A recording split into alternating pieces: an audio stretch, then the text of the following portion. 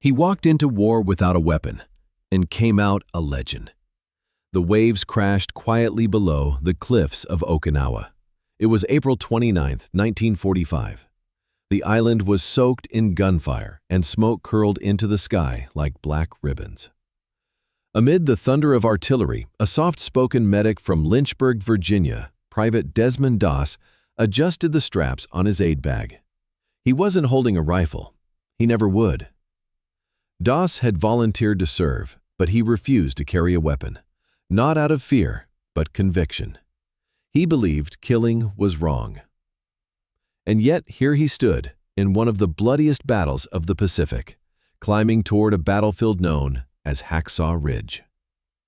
Around him, Marines prepared to scale the sheer cliff with rope ladders. Their helmets tilted back, eyes scanning the heights. Above them, chaos. Below them, uncertainty. Doss, slight in build and quiet in demeanor, said nothing. He simply stepped into line. Many didn't trust him. A soldier without a weapon seemed like a liability. But Desmond wasn't here to fight. He was here to save.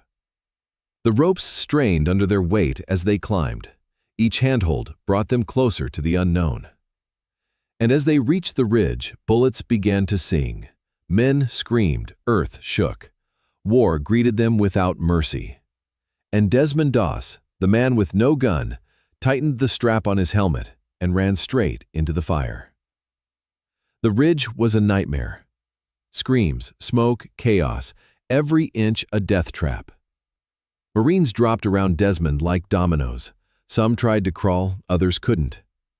And yet, while bullets tore the sky apart, Desmond moved. He didn't run for cover. He ran toward the wounded. With each man he reached, he dropped to his knees, checked for signs of life, whispered words of comfort, and dragged them back, inch by inch, to the edge of the cliff. No cover, no weapon, just courage. One by one, bodies piled at the cliff's edge, some breathing, some still.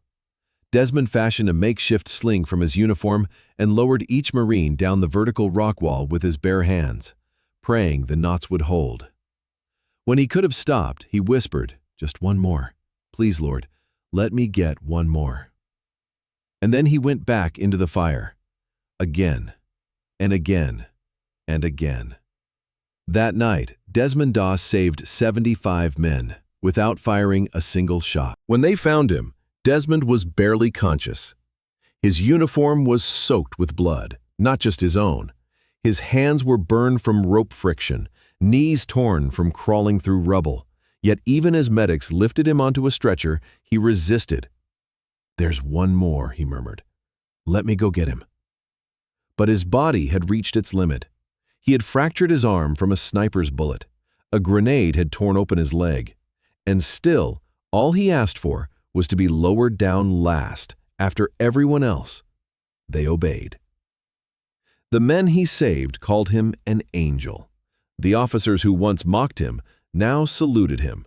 Word spread quickly. Desmond Doss, the man who refused to carry a weapon, had become the very embodiment of what it meant to be a warrior, not through violence, but through selfless love.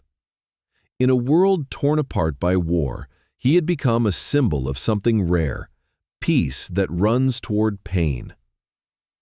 The war ended, but Desmond's legacy had just begun. He returned home not with medals in his hands, but with scars on his body and peace in his heart. He married the love of his life, Dorothy, and lived quietly in the hills of Alabama. No parades, no speeches, just a man who had seen hell and chose to be kind anyway. In 1945, President Truman placed the Medal of Honor around his neck. Desmond was the first conscientious objector in American history to receive it.